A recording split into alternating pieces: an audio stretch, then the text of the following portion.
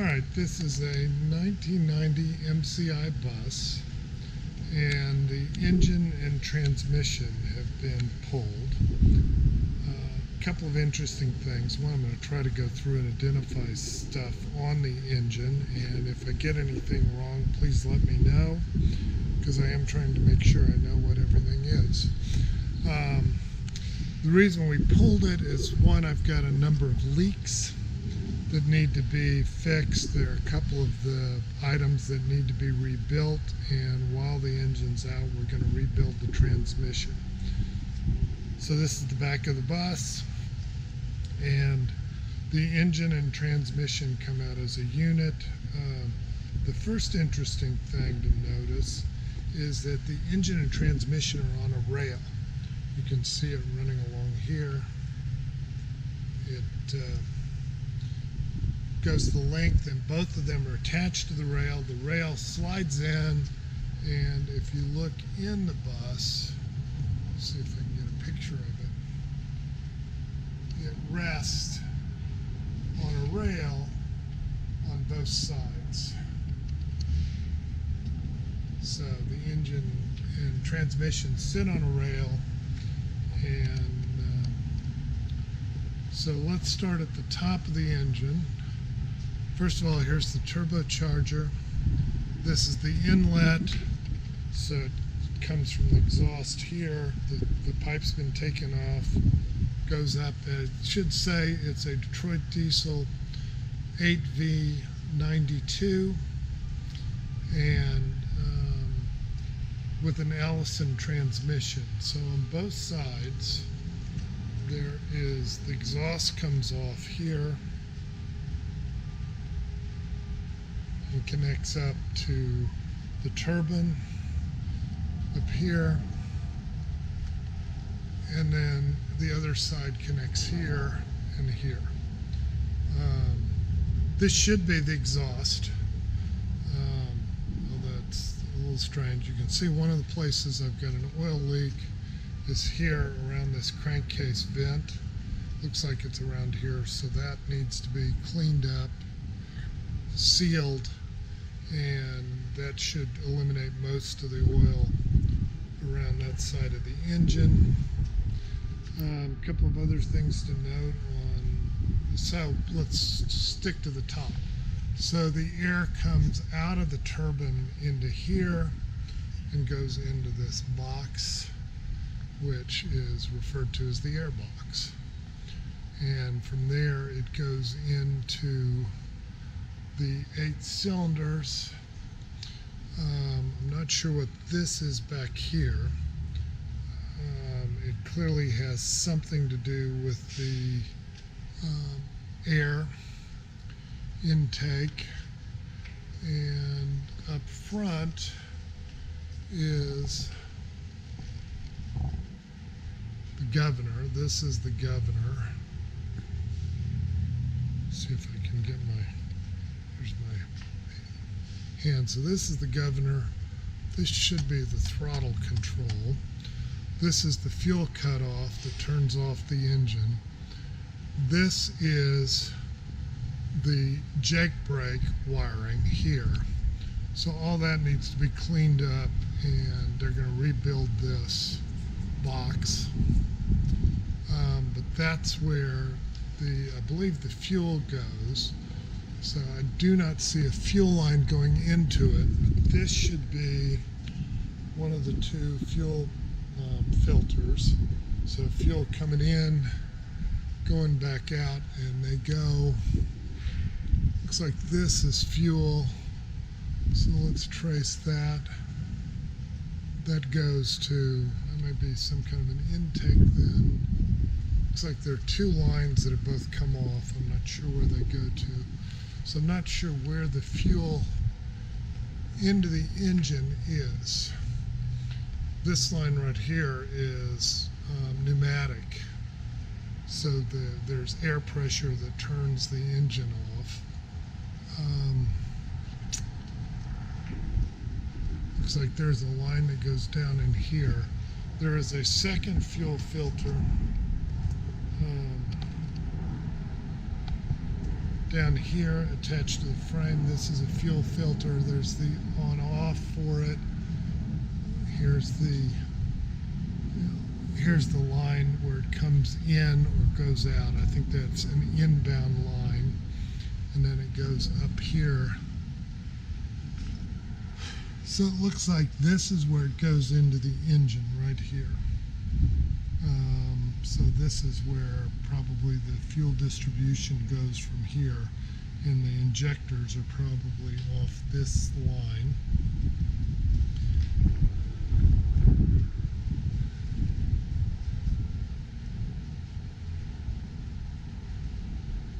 All right, so that's generally the top of the engine. The cooling system, this is the water pump. The water feed comes up from underneath, goes to here, goes to both cylinder heads. So you've got one here.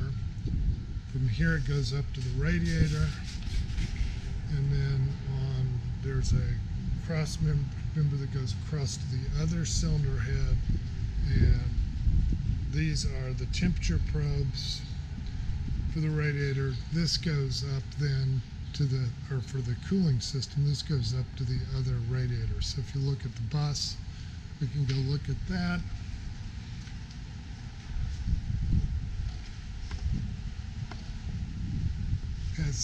This is one of the two radiators. This is on the passenger side. And there's another one on the other side. So from these two, there's a hose that goes from these two outlets to the two radiators. And then there's a reservoir, and the two radiators and the reservoir all drain down to a hose on the bottom that connects to the pump.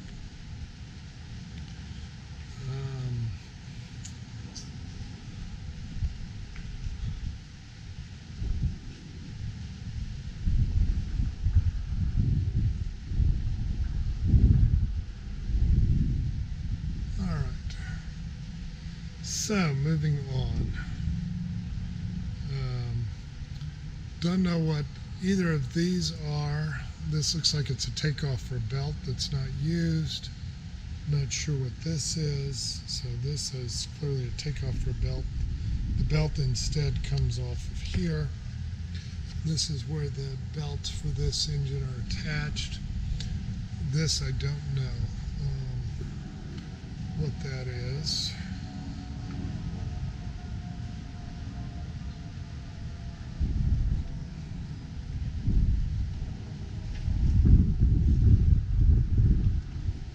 This should be oil filter.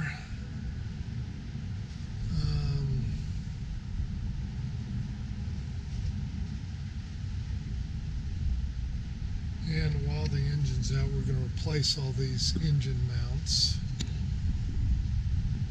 This is the T that comes off of the engine here to here.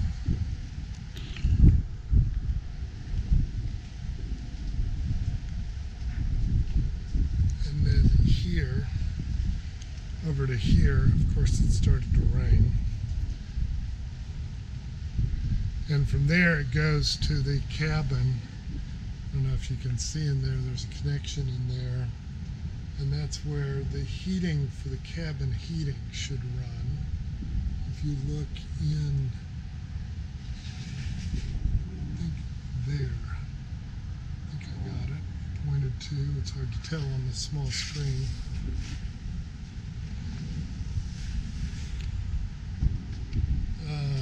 What else have we got on the engine?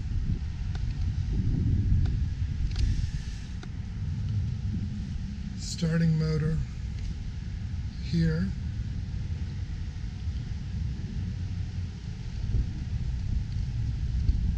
This is another one of my leaks.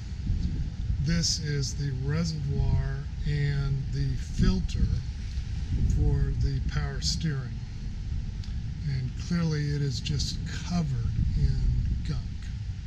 So guess is either around here at this hose, or it looks like here there is a leak somewhere in that system that is putting the power steering, which in this case is regular motor oil, all over the engine. And this whole side of the engine, from that point being the worst, is covered in motor oil. So clearly this needs to be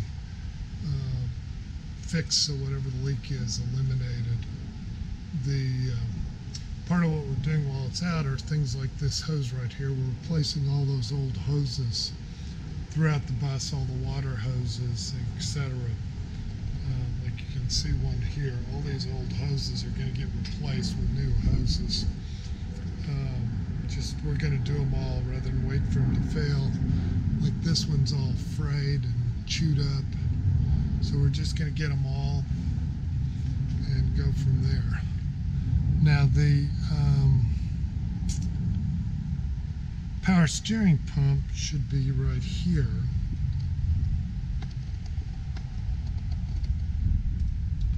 Connected to the engine across here.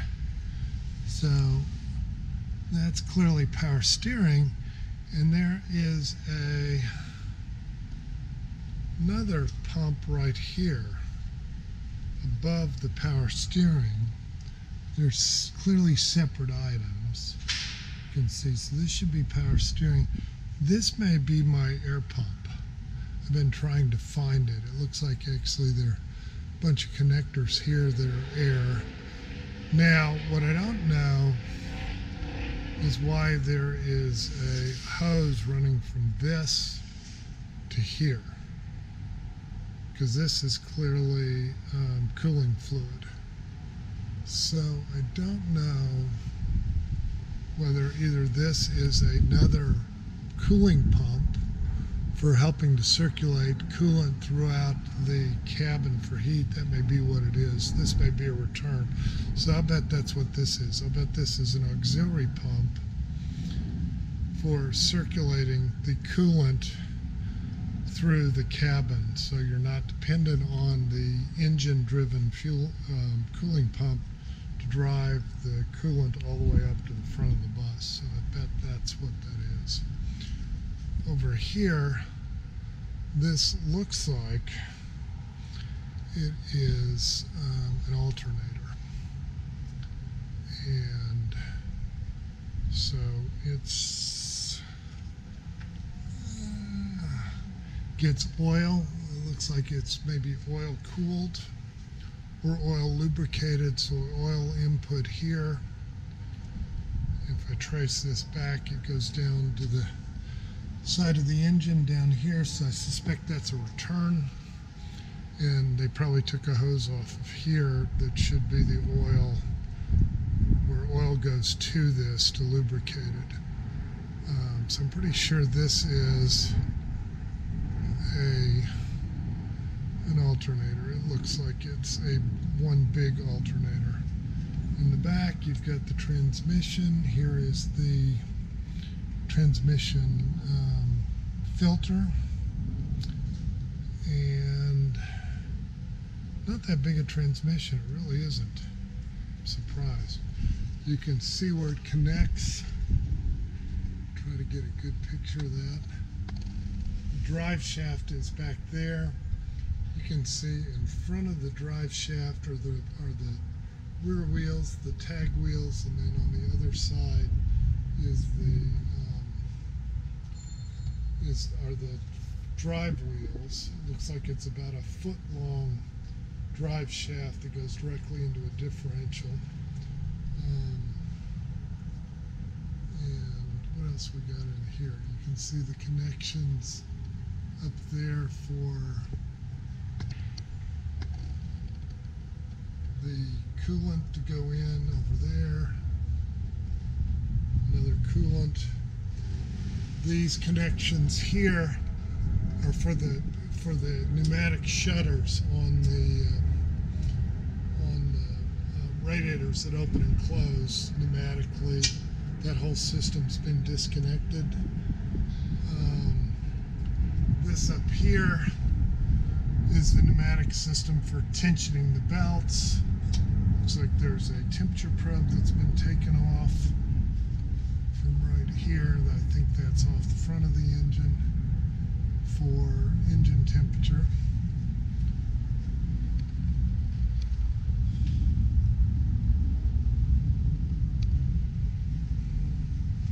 Well, I know what I was going to point out, that I think I did other stuff first. If you're looking for the serial number, this plate right here has the serial number on it.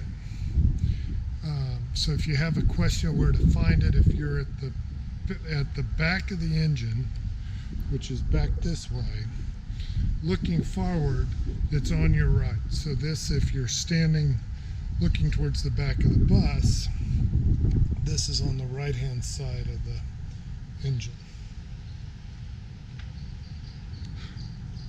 See if there's anything else in here.